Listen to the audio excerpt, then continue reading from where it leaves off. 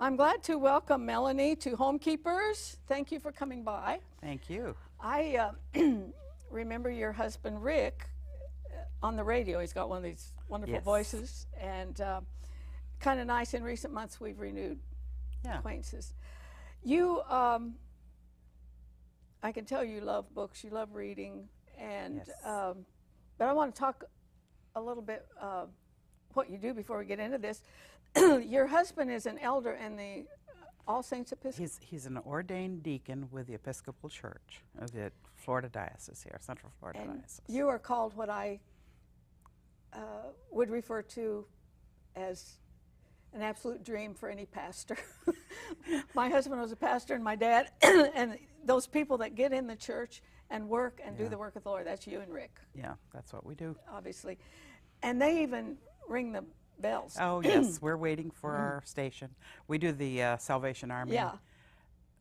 The first Saturday night that they ring. I've already, I made a, You're signed up? I'm going to say, no, I've never done that, but I Oh. was going to say I made a deal with the Lord. I didn't know you could do that. I thought they were all Salvation Army people. Well, you have to know the people who are doing the signing up, and we have a lady in our church who's done it forever. But I've made just a covenant with myself, I guess, that I'm not going to pass one unless I put something in. So I've already done it once this year. Well, I'll tell you, we have a paint stick. The place where we go, because they put so much money in, we have to shove it down with a paint stick. Really? That's Yes. good. Also, you work with the St. Luke's Healing Ministry. How does Right. that work? The Order of St. Luke is a non-denominational organization in which people take some courses, read some books, and become a member. They learn how to pray for people under all circumstances, whether they're sick or they're depressed, whether they need emotional healing, spiritual healing, be born again. And in our church, we have a team of about 22 or 23 people. You have no idea how refreshing that is to me, because the Bible clearly says, lay hands suddenly on no man. Right. And we get in these services and people who, I with no know. background, and don't know what they're praying for half the time. Yeah. That's No, great. as soon as the priest begins to serve communion, they say there are people in the chapel who will pray for you, because we have a little side chapel, and both main services we have at least 2 people in there to pray for people. Well, that's wonderful. I noticed, it went through my mind, when I was looking at your book, because I'm a devotee of devotionals. I read several, and I read more on Saturday Yes, we and do Sunday. too. And how the Bible puts so many things daily. Give us this day our daily bread. There was Yes. manna. His mercies It are was new only every good morning. only good for one day. Yeah. You And go to that's- sleep and you forget it all. Well, that's why they're so important. That's right, And you've yeah. written an important one now. Listening for His voice. Let's go ahead and put up her website, and you can write it down and get it through that. At least you can contact them. Why did you do this? Well, it's something I never planned, but a couple of 3 years ago, our healing team prayed for a lady who had cancer. And she got healed and wrote some books. And her last book, she asked me to write a devotional for the last day of each month, which would be, just one day a month. So that was 12 devotionals. Well, I write pretty regularly anyway on Facebook, and my husband browbeat me into writing a blog, which I now maintain. I said, if you'll put the icon on the screen, I'll do it. So I've been doing that. But when about 6 months ago, a friend of mine was dying from cancer, and although I'm very busy, I deliberately slowed down my life to sit with her on different occasions. And she died August 23rd, and Rick and I went to the beach for a short recovery time. And I heard the Lord say, Listening for His Voice, Volume 1. It doesn't say that on the front page. It says it on the inside. And I said, what? You know, you kind of hear that voice and you say, what did you say? Volume 1 kind of sets it aside. Well, yeah. So I was able to put it together probably starting the 1st of August, and I had it for my birthday on October 24. That's fast, girl. 2.5 months. You know, I pray for my family every morning by name. Oh, yeah. And I got a lot. I've got 8 I know. great-grandchildren. Yeah. And then I've got 3 grandchildren married with all that. But I figure if I don't intercede for them, who will? That's true. That's my, and especially my teenage grandchildren. Yeah. I pray every morning that they'll recognize His voice. Yes, listening for His voice. They've been trained. They know the they word know His voice. from their home, from their school, from their church. But God, just shout at them if you have to. Just so they'll recognize They it. have that heritage of faith that you can't escape. That's another reason I wrote the book, is my husband and I have no children, and my brother, who wrote most of the poetry in there, has no children. How do you pass on that faith? Oh, this is a good way. This is one way to do it. And if you are raised in the church, as we were, my home church, the Assemblies of God there in Michigan, was started in my grandmother's living room. What a heritage, My right? mother played piano in church. My dad was an usher. All of us were brought up learning Scripture. And eventually, it's got to come out. Well, this is a good way to do it. Talk to us a little bit about hearing the voice of God. He's always speaking. He's always speaking, and some people have said to me, Melanie, you can get God out of every situation in life. And I said, yes, I can. It's not a bad thing. It's not a bad thing. One morning, while Rick and I were having devotions, I hear, go fly a kite. Well, I'm 65 years old. I'm not going to go fly a kite. And so when devotions was over, I said, Lord, I'm not going to fly a kite because it's been 50 years since I've been able to do something like that. So I went outside and I said, tell me what you're saying. Tell me. Well, the first thing about a kite is it has to have an anchor. You know, you got to have a string, an attachment. The other thing is you have to have a clear path. Otherwise, you can't run on that path and get the kite up in the air. And you have to run because somebody's got to get the air started before it gets up there. And it has to have a rudder, something to guide it. Now, tell me I didn't get something spiritual out of that. Go fly a kite. That'll preach, as they say. Exactly. So it's if you're listening to the Lord, even the simplest thing, go fly a kite, you can learn a lot about your spiritual health in that. Now, I mentioned that this has so much variety.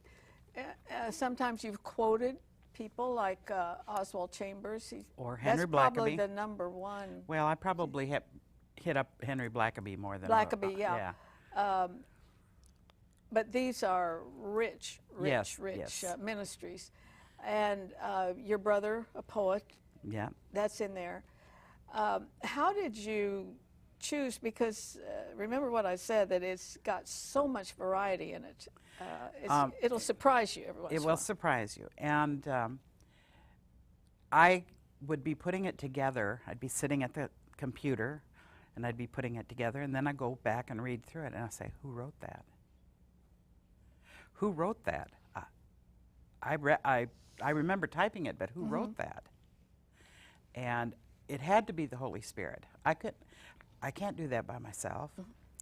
Well, especially since you did it so quickly. Yes, absolutely. I think there's a vast number of Christians. They don't have a devotional life. It needs to be a discipline, a routine. Yeah. Some people, absolutely, they just all want to be, sitting on go for whatever reason. But some of the best memories I have, and I had to endure it a lot of times, was my dad brought us in every day to pray. My And dad I read didn't want to pray. I wanted to my play. dad read the Bible at supper every night. Uh-huh. We wanted to get out of there. Yeah.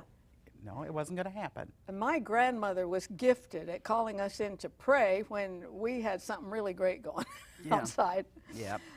But there's so much to be said about the discipline of daily devotions, Absolutely. because you might not feel like it. And I guess the Christians who make me the angriest are the ones who have to feel led to do anything. They're, you know, I feel led to do that, or I don't feel led to do that. And so try that on your boss sometimes. I don't feel led to come in today. Then you're depending on your own mind instead of the Spirit of the Lord. But somehow when you make it a routine, a discipline, whether you feel like it or not, And a priority. there are blessings that come. There are Absolutely. dividends. Yes. Well, and in that, some years ago when Rick was going to school to be an ordained deacon, one of the processes we had to go through was a weekend where we were interviewed by 4 or 5 different people, and one of them was Father Tom Rutherford, and he asked us about our devotional time. Well, both of us had kind of had our own devotions, but after that, we started having devotions together in the morning.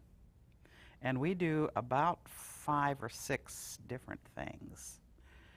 And How has it it has changed your changed. relationship? Oh gosh. Maybe it's a Changed dumb it comple- question. It has yeah, to change it changed it completely. In fact, Rick's mother lives near us, and she's just amazed at how well we work together, which we didn't before. It was always kind of a competition, and it's not a competition anymore. It's a definite Team effort. companion team effort. If you just joined me, I've got my friend Melanie Hoover here, who's written a wonderful devotional full of variety. It'll surprise you. Called Listening for His Voice, and the information to get this book is on the screen right now.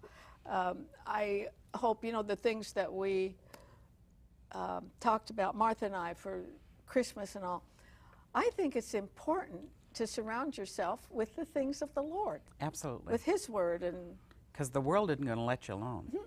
No. not at all. And do you have a favorite in here? Actually, I do. It's June 18. Oh, June 8th. Let's all turn there. Well, I'm almost there.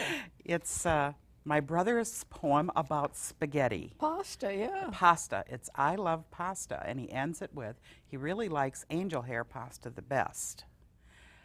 And then I write a little blurb about it's not, you think the spaghetti's not important to your spiritual life, but you can make pasta from anything that will make flour. You can use every kind of sauce on it. Every different situation of those 300 pastas that he mentions there, God has that much variety in His body, the church. Yes, and he needs it all to And function. He needs it all to function, and He loves it all. You know, another thing about this, you have a different title for every day, different Yes. subject matter.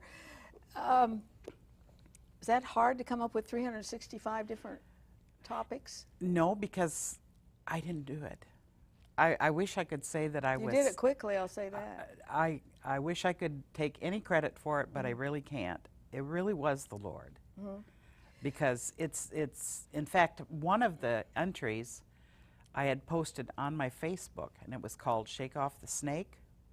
And I got a friend who called me the next day and said, I want you to speak at my church. And I said, okay. So But just from that. Yeah. right. So if you go to my blog, which was on the Except there, screen, down to the very bottom, there's a little video there, and you can hear the story of shaking off the snake. Excellent. So you who have a computer and are into all this social networking, you can do that. We are out of time right now, but I again want to encourage you, if you do not have a special daily time with the Lord, Please do. there's so much material out there, and this is a great one. I can certainly recommend it. It's there and it's ready for you. It will speak to you. It will make your day so much better. So if you don't do that, I hope you'll think about it. We're out of time right now, but stay with me because I have a couple things to say before we have to say goodbye. Arthelene would like you to keep the following information handy. You may contact Homekeepers by writing P.O. Box 6922, Clearwater, Florida 33758, or go to www.rippy.org. Remember, we always enjoy hearing from our viewers, and we thank you for your support.